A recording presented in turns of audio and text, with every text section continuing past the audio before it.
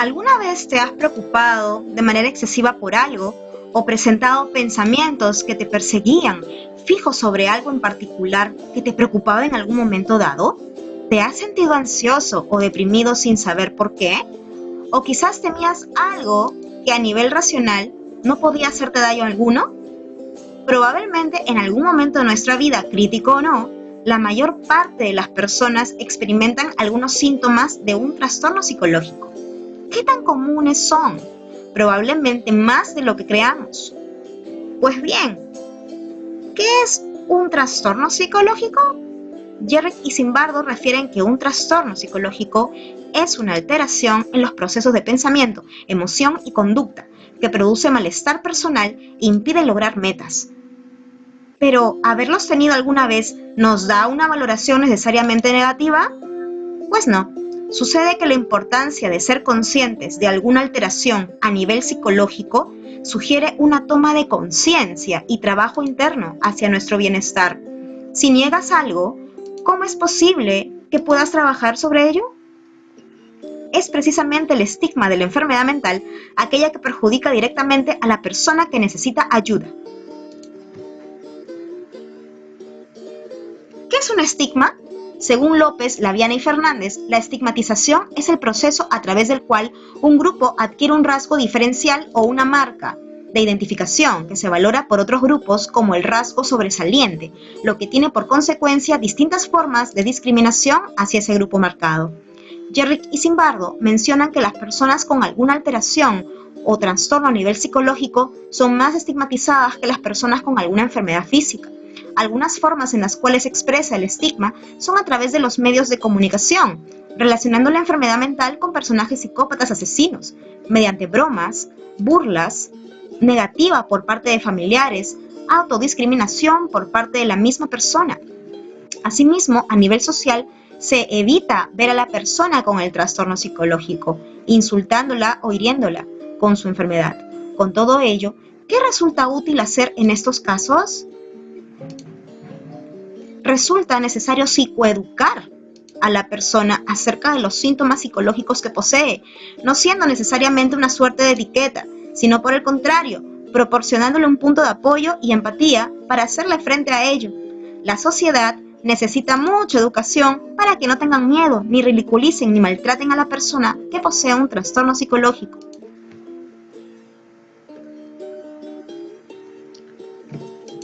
La ansiedad es un mecanismo adaptativo, natural, que nos permite ponernos alertas ante sucesos comprometidos. Según Spielberger, Polans y Warden, la ansiedad es una reacción emocional que involucra tensión, nerviosismo y preocupación, así como activación del sistema nervioso autónomo. En realidad, un cierto grado de ansiedad proporciona un componente adecuado de precaución en situaciones especialmente peligrosas. Una ansiedad moderada puede ayudarnos a mantenernos concentrados y afrontar los retos que tenemos por delante. En ocasiones, sin embargo, el sistema de respuesta a la ansiedad se ve desbordado y funciona incorrectamente. Una propiedad importante de la ansiedad es que es anticipatoria, es decir, anticipa un peligro para la persona. Este peligro puede ser real o ansiedad adaptativa o irreal, ansiedad clínica o patológica. Más concretamente, la ansiedad es desproporcionada con la situación e incluso a veces se presenta en ausencia de cualquier peligro ostensible. Se dice, entonces, que cuando la ansiedad se presenta en momentos inadecuados o es tan intensa y duradera que interfiere con las actividades normales de la persona, entonces se le considera como un trastorno. Actividad de aprendizaje. ¿Cuál crees que es la ansiedad más frecuente? ¿La adaptativa o irreal? Elabora tu respuesta y compártela en tu grupo.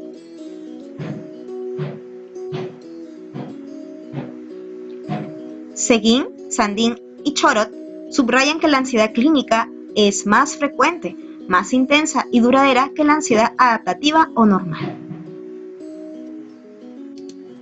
¿Qué es un trastorno de ansiedad y qué criterios lo caracterizan como tal? Feldman refiere que es un trastorno psicológico en el que se experimenta temor intenso en situaciones donde no hay causa justificada para sentirlo, afectando así el quehacer diario de la persona. Los trastornos de ansiedad más frecuentes son el trastorno de ansiedad generalizada o TAG, el cual debe presentarse por lo menos con una duración de 6 meses, presentando un mínimo de 3 características que la definen. El trastorno de angustia, o más conocido como el ataque de pánico, es decir, episodios de angustia con 10 a 15 minutos de duración. Y finalmente, el trastorno fóbico, el cual debe presentarse por al menos una duración de 6 meses como mínimo para ser diagnosticado. ¿Qué sucede cuando una persona que está experimentando un constante estado de alerta se preocupa excesivamente por cosas que tenía que hacer? O lo que pasaría si pasa un accidente, o se olvida algo, o si sucede algo inesperado, siendo una constante en el trabajo, en su hogar e incluso a nivel social.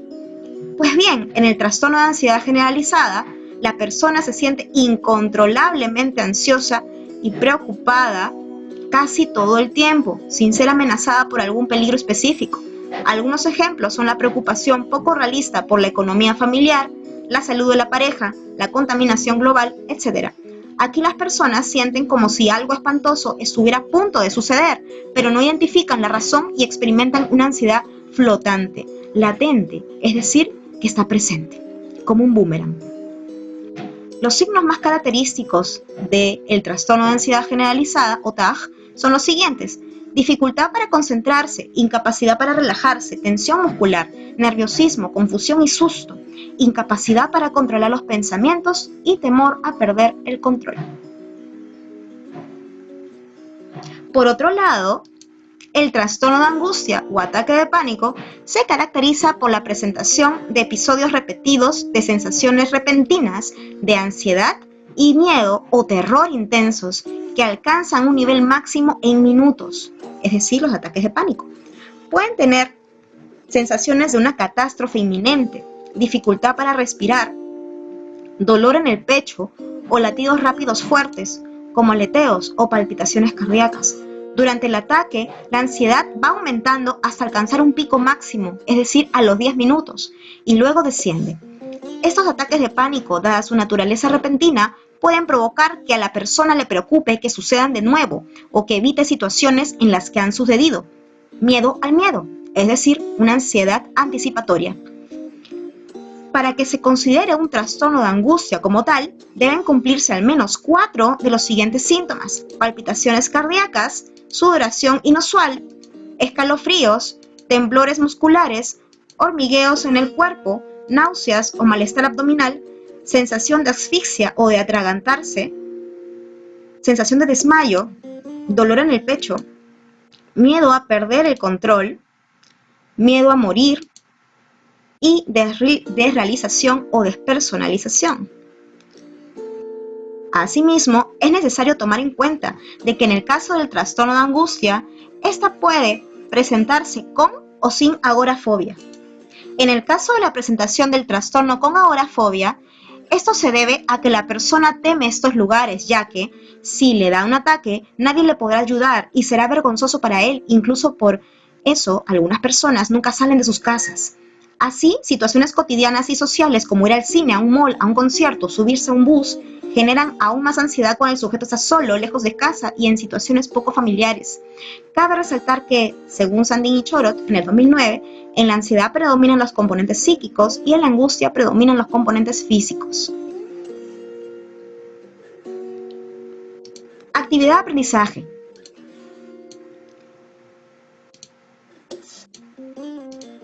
¿Cuál crees que puede hacer la diferencia entre el miedo y la fobia? Elabora tu respuesta y compártela con tu grupo.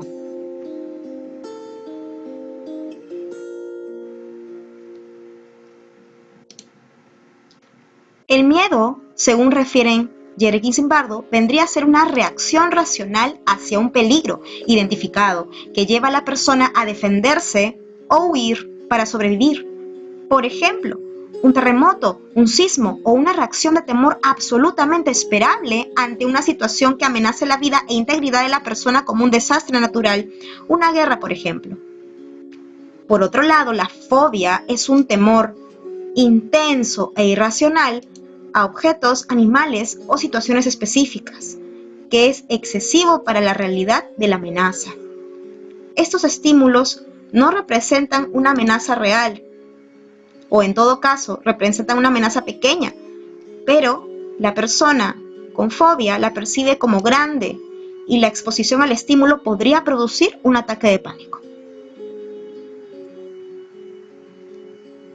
Algunos criterios o características más representativas de las fobias según Marx son las siguientes: miedo desproporcionado a la amenaza, evitación constante de la situación, animal u objeto temido, es irracional, es decir, no hay un control voluntario, produciendo malestar o sufrimiento, a diferencia de los adultos, quienes saben conscientemente de que su temor y evitación es irracional. Los niños no tienen presente aquello, presentándose en ellos rabietas, llantos, inmovilización o apego físico, como reacciones conductuales más frecuentes ante dicha falta de conciencia sobre lo racional de su temor.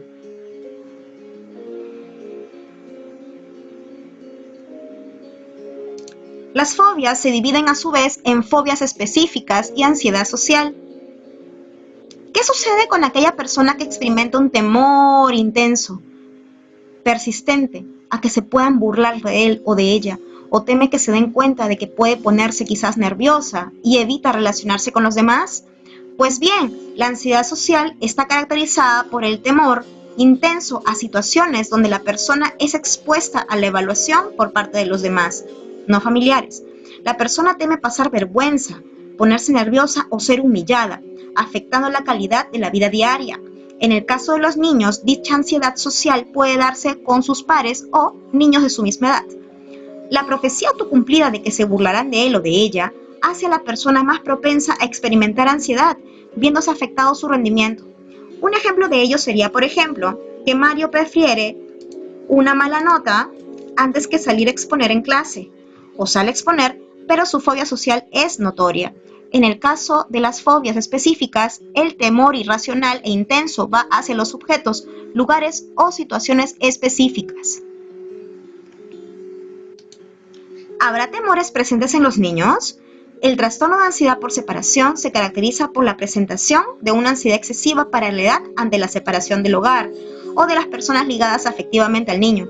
Según el DSM-4, el niño o niña debe manifestar al menos 3 de los siguientes síntomas para que esto sea posible: malestar excesivo cuando ocurre o se anticipa la separación del hogar o de los padres, preocupación excesiva de perder a los padres o de que algo malo les pase, un accidente, una enfermedad, preocupación excesiva de que algo pase que dé lugar a la separación, por ejemplo, que el niño se pierda o que lo rapten, negativa a ir a cualquier sitio que genere separación, por ejemplo, los paseos, alguna fiesta infantil, el colegio.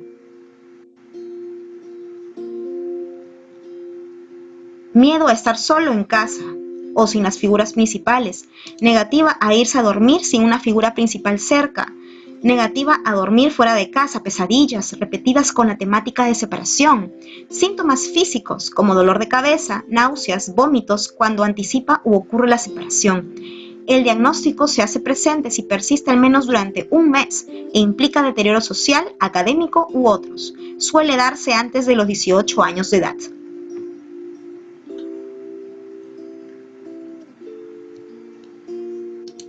¿Qué factores pueden estar implicados en el desarrollo de la ansiedad? Se ha comprobado una influencia genética, sobre todo en estudios con gemelos idénticos. Dichos estudios daban como resultado que, si uno sufre un trastorno de pánico, hay un 30% de posibilidad de que el otro gemelo también lo sufra. Del mismo modo, se han hecho investigaciones en relación con las reservas de serotonina, lo cual significa que las deficiencias químicas en el cerebro producen ciertos trastornos de ansiedad. Del mismo modo, la influencia biológica sugiere que en la mayoría de las personas que sufren o han sufrido ansiedad alguna vez, existe una sobreactivación del sistema nervioso autónomo, lo que sobreestimula el sistema límbico, sistema ligado a las emociones. Una influencia muy importante es la cognitiva, ya que indaga los procesos en los que la persona sobreestima el peligro y subestima su capacidad para enfrentarlo. Esto se ve reflejado, por ejemplo, en el diálogo interno de un joven que expondrá frente a su salón. Si me olvido de todo, voy a quedar como un tonto delante de todo el salón. Esto me dará nervios y voy a empezar a sudar y tartamudear, lo que hará quizás que me vea todavía más tonto. Entonces todo el mundo se va a referir a mí como el chico tonto que no sabe exponer.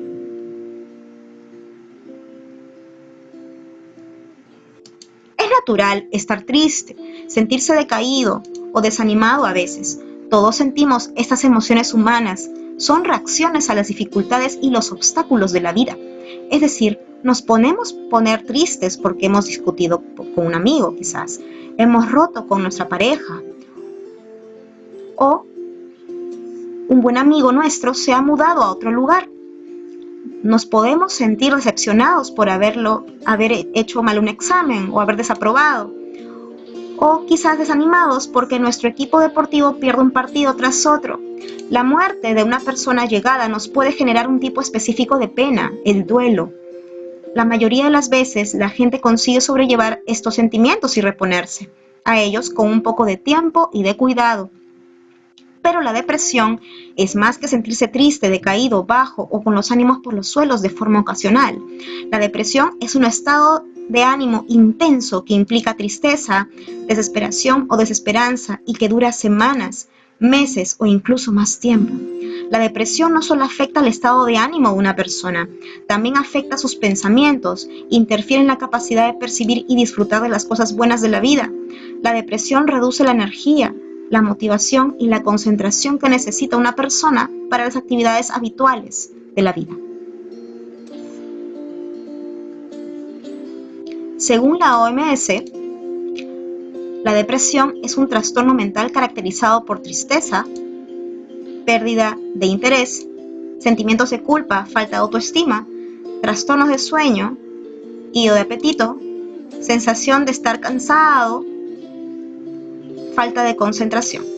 Asimismo, puede volverse crónica y dificultar el desempeño en el estudio, así como la capacidad para afrontar la vida diaria. En su forma más grave, puede conducir al suicidio. Si es leve, se puede tratar solo con psicoterapia, pero cuando es moderada o grave, se pueden necesitar medicamentos, además de la psicoterapia. La depresión, según Jörg Zimbardo, ha sido popularmente conocida como el resfriado psicopatológico, porque ocurre con mucha frecuencia y casi todas las personas hemos experimentado al menos uno de sus síntomas. En relación con la prevalencia en cifras por edades, la depresión se da en el 2% de niños, con un 4,7% en la etapa adolescente. Finalmente, a lo largo de la vida, puede darse en un 20% de personas a nivel mundial.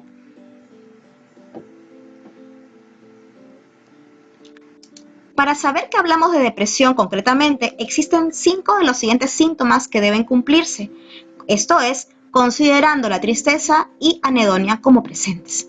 Sentimientos de inutilidad o culpa, es decir, la persona vive anclada en el pasado.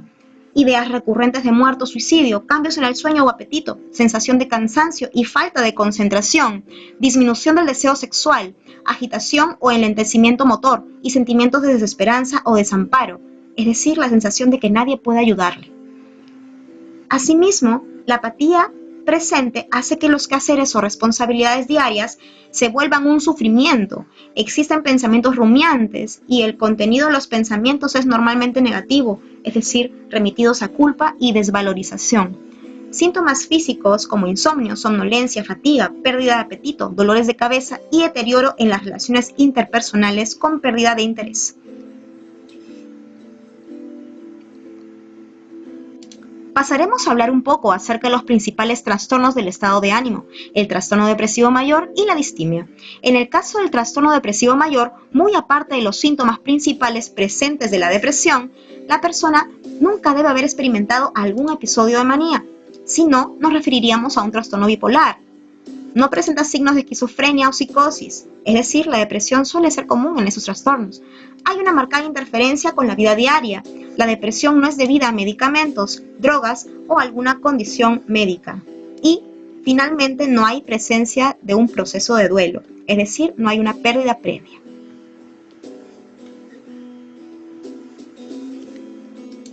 El trastorno distímico, por otro lado, según Vázquez y Sanz, en el 2009, es un estado de ánimo depresivo prácticamente todo el día por al menos 2 años seguidos.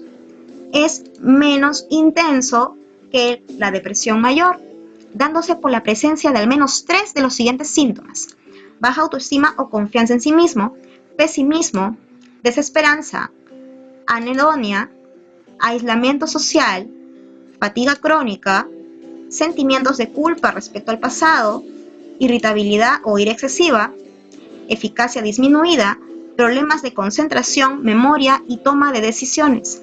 Además, la persona no ha tenido algún episodio de manía, no ha existido depresión mayor ni esquizofrenia o delirios. Tampoco puede darse debido a drogas, medicamentos o alguna condición médica. Como último apartado, hablaremos de un trastorno muy frecuente en la niñez hoy en día, la depresión infantil.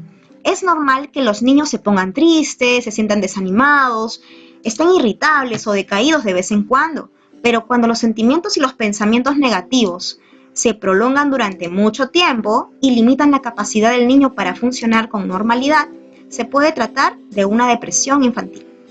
Según Del Barro y Carrasco en el 2013, la depresión infantil es un cambio persistente en la conducta del niño que incluye tristeza, la capacidad de disfrute disminuye, hay dificultades en la comunicación y en el rendimiento escolar, todo ello acompañado de irritabilidad. En los niños, la depresión se manifiesta como irritabilidad, mientras que en los adolescentes y adultos como enlentecimiento cognitivo y motor. La depresión anaclítica fue un término acuñado por René Spitz en 1945. Spitz era un psicoanalista austroestadounidense que trabajó como psiquiatra en el Hospital Monte Sinaí y como profesor en varias universidades de los Estados Unidos. Fue heredero de los postulados de Freud, pero se dedicó principalmente a atender niños. Spitz comenzó a investigar el desarrollo infantil en 1935, cuando todavía residía en Europa. Empleó la observación directa y el método experimental para sus estudios. Cuando René Spitz comenzó sus investigaciones en los círculos académicos, se pensaba que los niños eran incapaces de experimentar depresión. Algunos psicólogos argumentaban que las señales de esta eran clínicamente irrelevantes en los niños. Los psicoanalistas, por su parte, señalaban que los pequeños no tenían la capacidad de reflexión necesaria y que por lo mismo era imposible que se deprimieran. Pese a esas creencias generalizadas, hubieron dos investigadores que se apartaron de la verdad oficial y decidieron comprobar por sí mismos qué tan válido era lo que se afirmaba. Esos dos investigadores fueron René Spitz, creador del concepto de depresión anaclítica, y John Bowlby, que estudió en detalle la relación entre madre e hijo al comienzo de la vida. Spitz llegó a la conclusión de que los niños desde muy temprana edad también se deprimían. Descubrió que ese estado incluía todo un cuadro de síntomas bien definidos: llanto, sobreexigencia, pérdida de peso, negación ante el contacto, letargia, insomnio y un sistema inmune débil. Spitz descubrió que todos los niños deprimidos de la muestra tenían una experiencia en común. Entre el 6º y 8º mes de nacidos fueron privados de su madre durante al menos por 3 meses. ¿Cuáles pueden ser algunas de las predisposiciones para el desarrollo de la depresión? Algunas influencias pueden ser genéticas. Por ejemplo, en los gemelos idénticos, si uno sufre un trastorno del ánimo, hay un 67% de probabilidades que el otro gemelo también lo sufra. A nivel biológico, se ha comprobado que existen niveles bajos de serotonina, noradrenalina, acetilcolina y endorfinas, así como una alteración de los circuitos cerebrales de recompensa.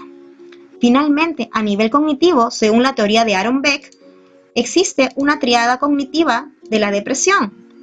Es decir, existen sesgos en el procesamiento de la información que hace que la persona tenga pensamientos negativos hacia sí mismo, hacia el mundo y hacia el futuro.